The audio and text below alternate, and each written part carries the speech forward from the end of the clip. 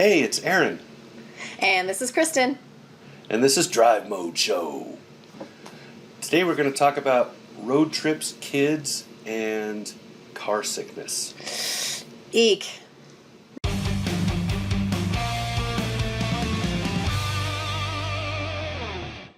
Okay, so I have a story to kick us off today. This has probably been 5 years ago or so. I took my son and a friend of his to Panera right after we were at some kind of jumpy place. And then I brought them home about a mile from the house.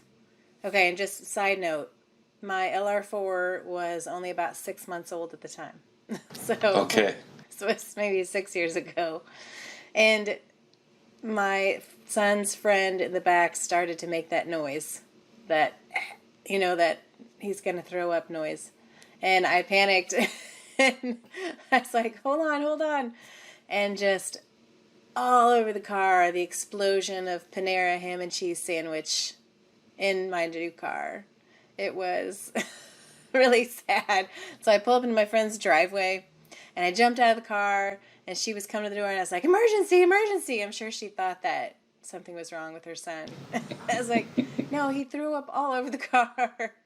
So we had to go in with like napkins and clean it all out, and then she got it detailed for me, which is really nice.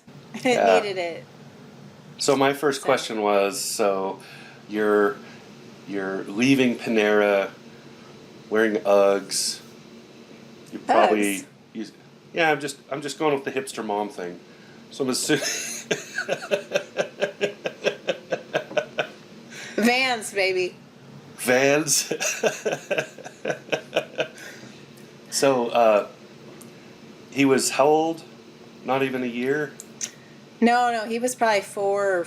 Oh, okay. I think they were like 4 or 5. Well, yeah, if he's eating a sandwich, it's got to be okay.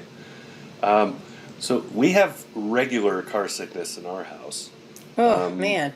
Mostly my son, sometimes my oldest daughter.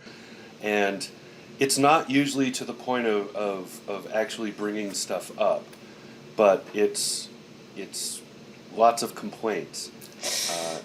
And so what we've learned are, with him especially, we carry Dramamine and just hand him one. You know, they have the melty pills so you don't have to like swallow it and stuff. And hand him one of those, and that usually does the trick. Rolling down windows helps. Getting some fresh air moving in the car.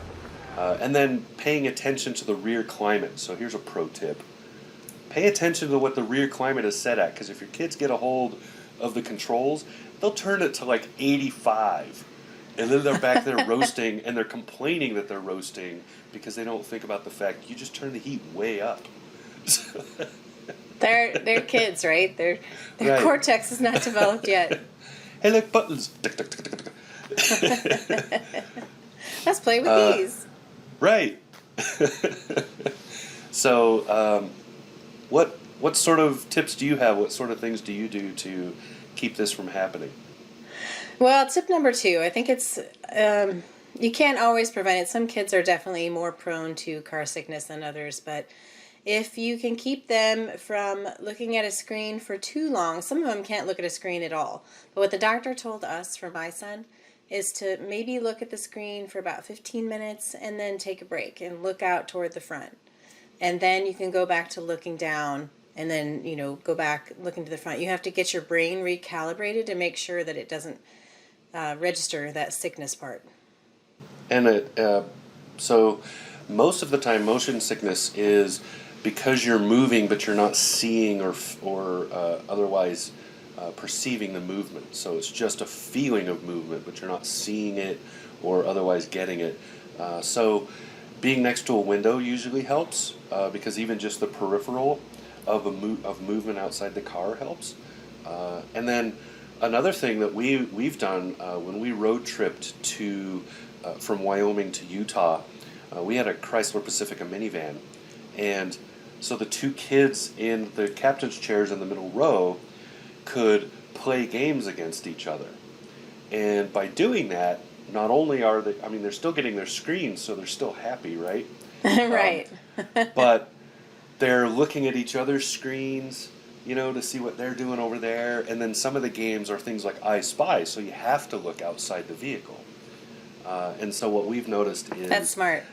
things like that. And so we went ahead and just did some digging, and they all have tablets with Amazon Free Time.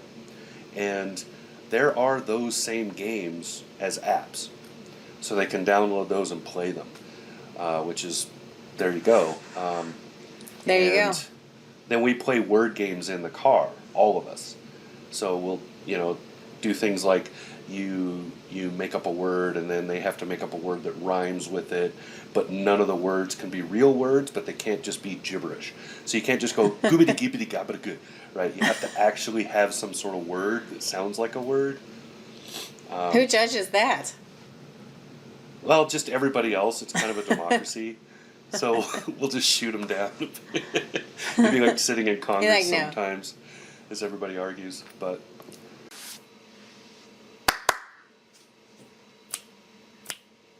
All right, so my next tip is preparedness. And I would say always have at least one plastic bag in the car. Really, 2 bags would be better to double bag it, just in case.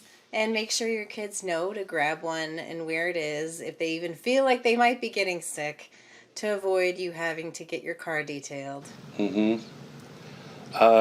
another way to do it, and this is how we don't have them in our new in our minivan, but we had them in the in our car before. So I don't know what happened to them. They may have got thrown out when the detailers went through the car so we could sell it. But since I fly fairly often, I would just take the barf bags out of the plane. And That's had a good bunch tip. Just had a little short stack of 3 or 4 of those or whatever. Because I can just shove them in the briefcase, take it home, you know. Thank you, American Airlines. Thank you, Southwest. Thank you, Delta, United, whoever else. Yeah. That's actually a good tip. And the other thing that we do that's a regular thing is, like I said, if you keep engaged. So if they're doing something other than just staring at something, they're far less likely to get sick. And carrying the Dramamine for us is fairly easy because we have to carry a EpiPen and other stuff anyway. So you just kind of get in the habit of you grab this stuff off the table on the way out the door. Yep, So your that you go bag. That's really smart. Yeah, because you can't avoid kids getting sick or even adults getting sick sometimes. I mean, that actually reminds me of Wayne's World. If you're going to spew, spew in this. If you're gonna So have a hurl, Dixie cup. I've used that before. It didn't go over well, but it entertained Heather. So. Hey, that's good. Yep, parenting at its best. You want to avoid the throw up and all the other fun stuff that goes with that. So I hope this helps someone. So, there you go. This has been Aaron. This has been Kristen. And this was Drive Mode Show. Make sure to hit subscribe, leave See you comments. soon. Find us on Facebook.